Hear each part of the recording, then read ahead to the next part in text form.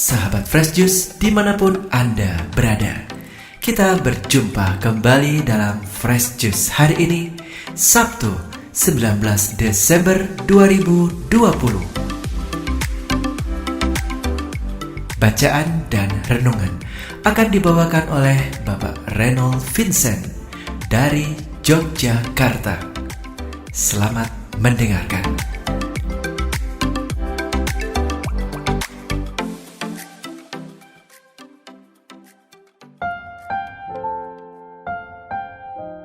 Shalom saudari-saudara, para sahabat Fresh Juice yang terkasih dalam Kristus, berkah dalem. Kembali saya Reynold Vincent mengudara, menemani Anda sekalian merenungkan bacaan Injil pada hari ini yang lumayan cukup panjang. Maka dari itu, monggo kita buka sama-sama Alkitab kita. Mari kita tekun dalam iman supaya kita dapat bersabar di dalam merenungkan bacaan Injil pada hari ini yang diambil dari Lukas bab 1 ayat 5 sampai dengan 25. Pada zaman Herodes raja Yudea adalah seorang imam yang bernama Zakaria dari rombongan Abia. Istrinya juga berasal dari keturunan Harun, namanya Elisabet. Keduanya adalah benar di hadapan Allah dan hidup menurut segala perintah dan ketetapan Tuhan dengan tidak bercacat. Tetapi mereka tidak mempunyai anak, sebab Elisabet mandul dan keduanya telah lanjut umurnya. Pada suatu kali, waktu tiba giliran rombongannya, Zakaria melakukan tugas keimaman di hadapan Tuhan. Sebab ketika diundi sebagaimana lazimnya untuk menentukan imam yang bertugas, dialah yang ditunjuk untuk masuk ke dalam bait suci dan membakar ukupan di situ. Sementara itu seluruh umat berkumpul di luar dan sembahyang. Waktu itu adalah waktu pembakaran ukupan. Maka tampaklah kepada Zakaria seorang malaikat Tuhan berdiri di sebelah kanan mezbah pembakaran ukupan. Melihat hal itu, ia terkejut dan menjadi takut. Tetapi malaikat itu berkata kepadanya, "Jangan takut, hai Zakaria, sebab doamu telah dikabulkan, dan Elisabet istrimu akan melahirkan seorang anak laki-laki bagimu, dan haruslah engkau menamai dia Yohanes. Engkau akan bersukacita dan bergembira. Bahkan banyak orang akan bersukacita atas kelahirannya itu, sebab ia akan besar di hadapan Tuhan, dan ia tidak akan minum anggur atau minuman keras, dan ia akan penuh dengan Roh Kudus mulai dari rahim ibunya. Ia akan membuat banyak orang Israel berbalik kepada Tuhan Allah mereka, dan ia akan berjalan mendahului Tuhan dalam roh dan kuasa Elia untuk membuat hati bapa-bapa berbalik kepada anak-anaknya dan hati orang-orang durhaka kepada pikiran orang-orang benar, dan dengan demikian menyiapkan bagi Tuhan suatu umat yang layak baginya." Lalu kata Zakaria kepada malaikat itu, "Bagaimanakah aku tahu bahwa hal ini akan terjadi? Sebab aku sudah tua dan istriku sudah lanjut umurnya." Jawab malaikat itu kepadanya, "Akulah Gabriel yang melayani Allah, dan aku telah diutus untuk berbicara dengan engkau dan untuk menyampaikan kabar baik ini kepadamu. Sesungguhnya engkau akan menjadi bisu dan tidak dapat berkata-kata sampai kepada hari di mana semuanya ini terjadi, karena engkau tidak percaya akan perkataanku yang akan nyata kebenarannya pada waktunya." Sementara itu, orang banyak menanti-nantikan Zakaria. Mereka menjadi heran bahwa ia begitu lama berada dalam bait suci. Ketika ia keluar, ia tidak dapat berkata-kata kepada mereka. Dan mengertilah mereka bahwa ia telah melihat suatu penglihatan di dalam bait suci. Lalu ia memberi isyarat kepada mereka sebab ia tetap bisu. Ketika selesai jangka waktu tugas jabatannya, ia pulang ke rumah.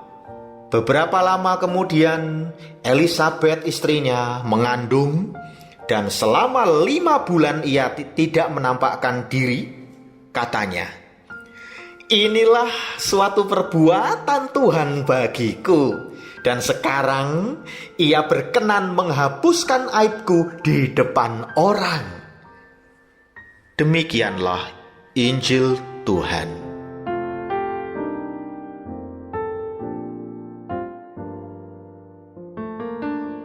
Terpujilah Kristus. Para sahabat sekalian, kita sering berpikir bahwa mungkin mukjizat yang dialami oleh Zakaria dan Elisabet tadi belum terjadi dalam hidup kita. Kita mungkin ingin seperti Zakaria dan Elisabet mengalami suatu mukjizat. Tetapi pertanyaannya adalah, apakah benar-benar kita ini kita ini aware, kita ini sadar bahwa mukjizat sudah terjadi di antara kita? Mungkin sudah terjadi, tapi kita tidak memahaminya karena mungkin terlalu sering kita berkata, "Ya, biasa saja." Ketika ditanya gimana kabarnya, gimana kesan-kesanmu, dapat rumah atau mobil baru, ya biasa saja. Terlalu sering ngomong biasa saja, terlalu sering menganggap hal-hal yang terjadi dalam hidup kita setiap hari itu adalah biasa-biasa saja. Itu akan membuat sesuatu yang luar biasa yang dikerjakan oleh Allah kepada kita itu tertutup. Kita tidak bisa melihatnya, tidak bisa menyadarinya, tidak bisa merasakannya. Karena kita mungkin seperti Zakaria tadi yang kurang percaya, yang tidak percaya. Bagaimana mungkin istri saya kan mandul, sudah tua, masa bisa punya anak? Kenyataannya mukjizatlah yang terjadi. Mukjizat itu nyata di dalam kehidupan mereka, juga di dalam kehidupan kita, asal kita mau menyadarinya. Ada 3 cara yang akan saya bagikan supaya kita semua dapat melihat dan merasakan mukjizat itu nyata dalam hidup kita sehari-hari, yaitu saya singkat menjadi ku, lihat, lepas. Ku-nya dari bersyukur, lihat dari lihatlah ke bawah, lepas itu dari lepaskan doa kita. Yang pertama, bersyukur setiap hari. Saya bersyukur, rekan-rekan sekalian, saya bekerja di PT Nawadata Solutions, sebuah perusahaan IT di Jakarta, dan saya ditempatkan di cabang di Yogyakarta ini. Dan setiap meeting, setiap manajemen meeting seminggu sekali, hari Senin itu para head, manager, para leader itu meeting secara online karena kami masih WFH. Itu dipaksa, dalam tanda kutip dipaksa, setengah jam sampai 1 jam itu bahkan untuk mengawali meeting kita tiap minggu itu, kita dipaksa untuk bersyukur. Bersyukur kok dipaksa? Ya memang harus seperti itu, kadang-kadang kita dipaksa untuk bersyukur, betul. Direktur kami itu orangnya sungguh luar biasa, menekankan rasa syukur kepada Tuhan, bahwa Tuhan itu berbuat sesuatu kebaikan hari demi hari, itu berganti-ganti. Hari ini ada kebaikannya sendiri, besok ada kebaikannya sendiri. Maka selama seminggu ini harus ada yang kita bisa syukuri. Entah itu pencapaian kinerja kita, prestasi kita, atau keadaan keluarga kita, keadaan pribadi kita, apapun itu kita bersyukuri. Maka masing-masing orang di manajemen meeting di perusahaan kami itu mengungkapkan rasa syukurnya. Ya, saya bersyukur kepada Tuhan karena minggu ini saya mendapatkan bla bla bla bla, pencapaiannya apa dan sebagainya. Awalnya memang kita merasa aneh, ini manajemen meeting. Kenapa kok masing-masing orang harus mengungkapkan rasa syukurnya secara bergantian? Tetapi lama-lama kami menyadari bahwa hal ini adalah suatu latihan rohani sebenarnya untuk menumbuhkan rasa syukur di tengah perusahaan kami, di tengah tempat kerja kita. Karena dengan rasa syukur itu kita dapat termotivasi untuk terus berbuat baik, untuk terus mencapai kemajuan demi kemajuan. Maka kita berusaha mensyukuri apa yang diberikan oleh Tuhan kepada kita setiap harinya. Itu teman-teman. Dan bos saya juga bilang, direktur saya juga bilang, sekecil apapun progresnya harus kita rayakan. Luar biasa. Begitu kita mencapai suatu pencapaian yang walaupun kecil, baru 5%, 10%, sudah dikasih tepuk tangan, dipuji, diapresiasi sebagai ungkapan rasa syukur kepada Tuhan. Saya yakin dan percaya tidak banyak perusahaan-perusahaan yang seperti ini. Maka jikalau rekan-rekan, para sahabat sekalian, seorang HRD atau memiliki jabatan di perusahaan masing-masing, tolong usulkan kepada direkturnya mengadopsi cara dari PT Nawadata Solutions ini. Yang kedua, jadi tadi kan ku, lihat, lepas. Ku-nya sudah bersyukur, kemudian yang kedua adalah lihat. Lihatlah ke bawah. Jangan melulu kita melihat ke atas, rumput tetangga yang lebih hijau. Kita iri, tetangga punya mobil, kita cuma punya motor. Mari kita lihat ke bawah. Banyak orang gak punya motor kok, masih mengayuh sepeda kok. Kita iri, orang lain punya motor, kita hanya punya sepeda. Mari kita lihat ke bawah. Banyak orang yang tidak seberuntung kita. Mereka bahkan sepeda pun gak punya, hanya jalan kaki, naik angkot dan sebagainya. Karena harga sepeda sekarang tingginya selangit misalnya. Mari kita lihatlah ke bawah. Jangan lihat melulu ke atas, orang itu lebih sukses dari kita secara harta, begini. No. Setiap orang sudah diberi anugerahnya masing-masing oleh Allah Bapa di surga dalam nama Tuhan Yesus. Amin saudara. Amin. Dan yang ketiga, para sahabat sekalian, lepas. Kulihat lepas.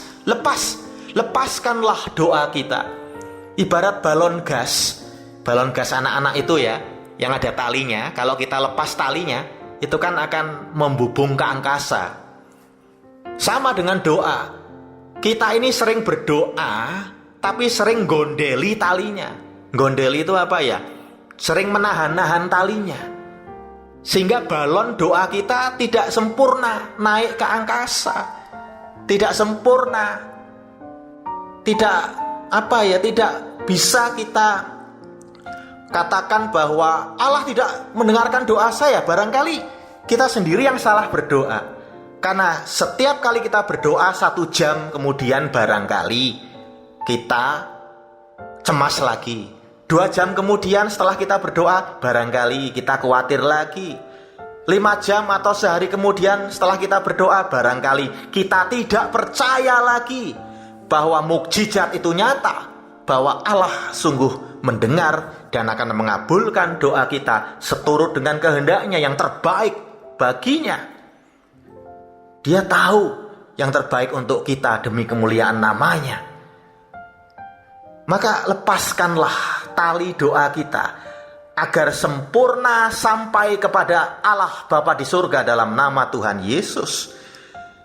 Allah itu tidak suka jika tidak dipercaya. Sekali lagi, Allah tidak suka pada kita kalau Dia tidak kita percaya. Maka berikanlah kepercayaan kepada Allah. Kalau Allah sampai nggak suka sama kita, bisa gawat loh. Hidup kita ini kan tergantung pada Allah tiap detiknya, bahkan bukan tiap jamnya lagi, tiap detik. Kalau Allah sampai nggak suka sama kita, wah luar biasa, efeknya jelek sekali untuk kita, saudari dan saudara. Maka mari kita buat senang hati Allah.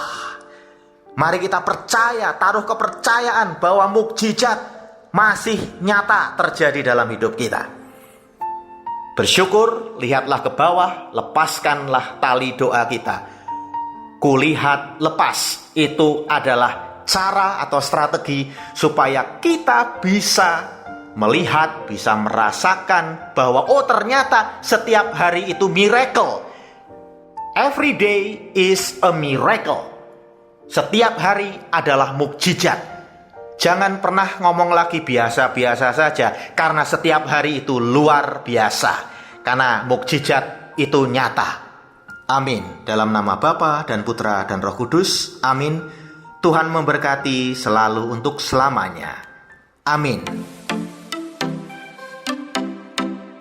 Sahabat Fresh Juice, kita baru saja mendengarkan Fresh Juice Sabtu 19 Desember 2020. Segenap tim Fresh Juice mengucapkan terima kasih kepada Bapak Reynold Vincent untuk renungannya pada hari ini. Sampai berjumpa kembali dalam Fresh Juice edisi selanjutnya.